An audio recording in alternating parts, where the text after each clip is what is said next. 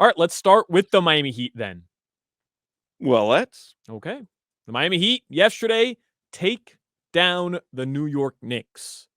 They've won all 3 games. Jimmy Butler has played. The Knicks won all games. Scott Foster refereed. Game 5 tomorrow, 7:30 p.m. New York, as Mark Hochman tweeted last night, 3-point favorites in that game. They were 3.5 last night. It's up to 4 today. They are 4-point favorites over the Heat. Now it's back down to 3.5. I have it at 3. If you could get it at 3, you'd take it. But no, the Heat are 3.5-point underdogs right now, which I don't know. Here's what I think that is more than anything, because there's nothing that anyone could have seen over the past 4 games that would lead you to believe the Knicks are 3.5 points better than the Heat in any game. I don't care where it's at. But I will tell you that Vegas has to make odds that are, conducive to betting public's appetite on both sides. You know that there's a lot of action on the Knicks just because they're a wildly popular team. They have a huge population in New York, which has legalized sports gambling. And they've been excited about this Knicks team for a while. So my guess is, because there's a lot of action on the Knicks, the line is maybe slightly inflated in their favor. Yeah. Only thing I can see them changing the outcome if they get real aggressive and stop shooting them damn shots from half court the entire game.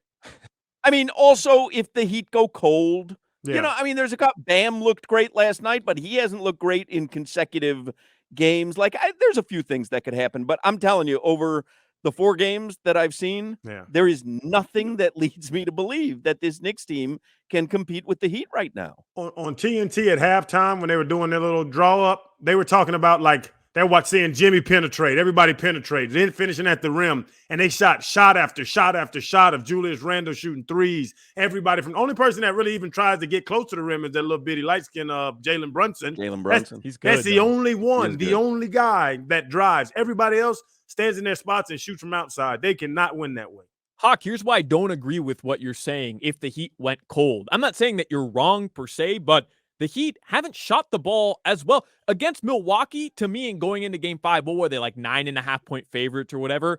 I could have been talked into at least understanding that line, because the Heat were shooting from 45% from 3 or something stupid like that for the entire series, and they were hitting 16, 17 threes per game at an insanely efficient clip.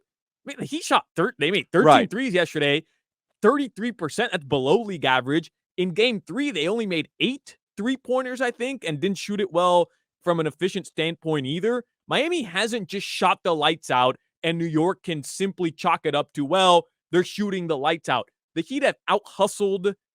They've been more physical than New York. What did New York do in versus that Cleveland team in that series better than any team did in the playoffs?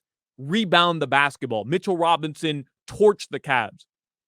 The Heat have out-rebounded them now in 2 straight games, and Mitchell Robinson has had to been taken off the court. I mean, not everything that New York could stand on coming into this series, the Heat have performed better than them through the 4 games. So I literally can't see a path to victory for New York unless Jimmy Butler is bad in the game, which he hasn't been, and their role players finally are just lights out from 3.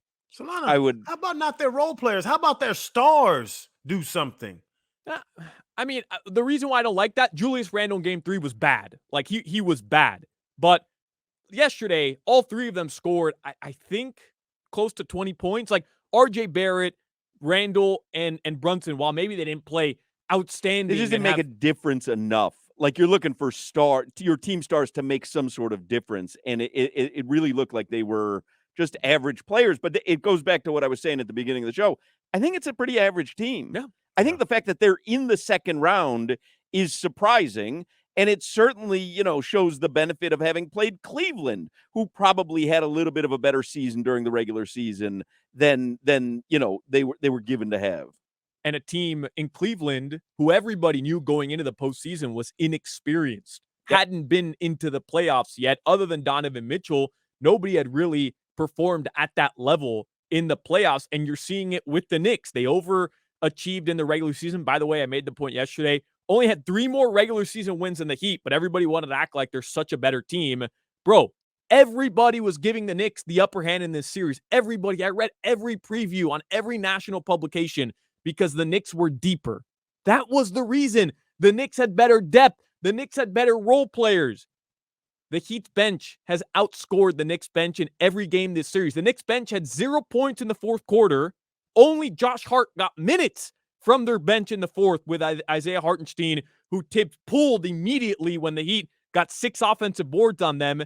10 points from the bench the entire game. Kyle Lowry himself outscored the Knicks bench yesterday. The Heat have the better overall team and have the best player in the series. It's not close.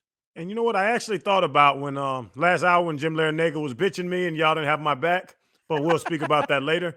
But when he was talking about Jimmy, but like the marathon versus the sprint, the Miami Heat know what the marathon's about. We've been to the finals. We've been deep a number of times. The Knicks haven't won a series in, 19 years or something? They were sprinting. To your point about their regular season, these were young guys, young stars, not superstars, but sprinting to get to the playoffs and only win 3 more games. The Heat were, I want to say, moseying along, but they understood what is up to come here when the playoffs start. Well, I don't think the Knicks were happy to be there, and now they won a series. We said it last week. They were excited to get to the second round. The Heat thought we should be here, and we should. And by the way, you look at the 4 teams remaining in the East, the level between the Celtics, Sixers, and Heat to the Knicks is staggering. It is. Those are your 4 teams who are left. The Knicks are so far in the bottom compared to talent on those 3 teams. It's almost laughable. So they should be happy that they got to the second round.